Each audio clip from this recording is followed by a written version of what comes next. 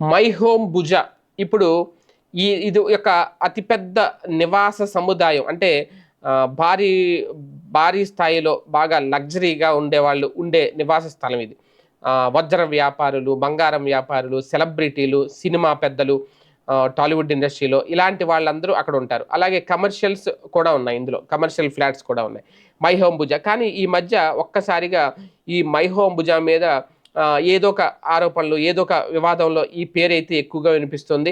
అక్కడ హత్యలు, ఆత్మహత్యలు చేసుకునేవాళ్ళు, హత్యలకు పాల్పడిన పరిస్థితి, ఇవన్నీ కూడా అనుమానాస్పద మరణాలు, చట్టవిరుద్ధమైన కార్యకలాపాలు జరుగుతున్నాయన్న ఆరోపణలైతే ఎక్కువ వస్తున్నాయి. ఇవన్నీ ఒక ఎత్తైతే 2 వారాల క్రితం ఏపీకి చెందిన మాజీ ఎమ్మెల్యే వైసీపీ నేత వలంనేని వంశీని ఆ రాష్ట్రానికి చెందిన పోలీసులు అరెస్ట్ చేశారు. అది కూడా మై హోమ్ భుజాలోనే ఆయన ఉండేవారట.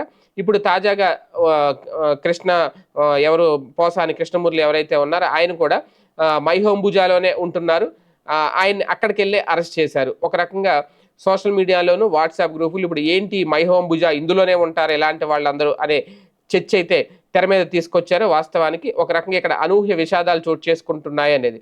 అంటే ఇలాంటి వేళ మై హోమ్ భుజ వాస్తు ఏమన్నా సరిగ్గా లేదా అనే పాయింట్ కూడా రేజ్ చేశారు.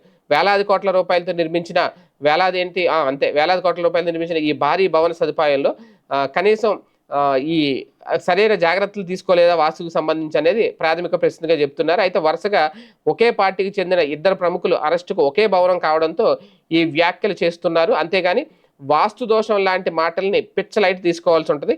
వందలాది కుటుంబాలు ఉండే ఈ భారీ భవన సదుపాయంలో హై ప్రొఫైల్ వ్యక్తులు ఎక్కువగా ఉంటారు. రాజకీయ పరిణామాలతో జరిగే అరెస్టులకు వాస్తుకు ఏమాత్రం లింకు లేదు అన్నది నిజమే. కానీ వాస్తు దోషం మాటను విన్నంతనే ఉలిక్కిపడేలా మారింది అనేది. ఏమైనా పోసాని అరెస్ట్తో మరోసారి ఈ మై హోమ్ భుజ వార్తల్లోకి ఎక్కిందని చెప్పాలి.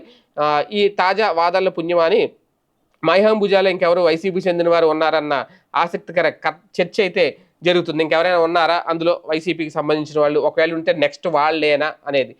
కాకపోతే కట్టిన బిల్డింగ్ మీద లేదంటే మై హోమ్ మీద దాని మీద ఇలాంటి ప్రచారాలు చేసే కంటే ఒక రకంగా లగ్జరీగా లేదంటే హై ప్రొఫైల్ ఉన్న వాళ్ళు ఇలాంటి వాటిల్లోనే ఉంటారు.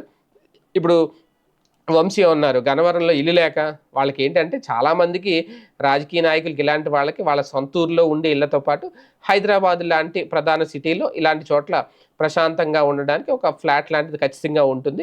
అది మై హోమ్ భుజాల ఏంటంటే ఇంట్లో అన్ని సౌకర్యాలు ఉంటాయి కాబట్టి లోపల విలాసవంతంగా ఉంటుంది కాబట్టి వాటిని ఎంచుకుంటారు. కాకపోతే వరుసగా అరెస్టులు అక్కడే జరిగినాయి కదా అని మొత్తం ఆ బిల్డింగ్ ఏదో లోపం ఉందనో వాస్తు లోపం ఉందనో ఇలాంటి ట్రోల్స్ చేయడం అయితే మాత్రం కరెక్ట్.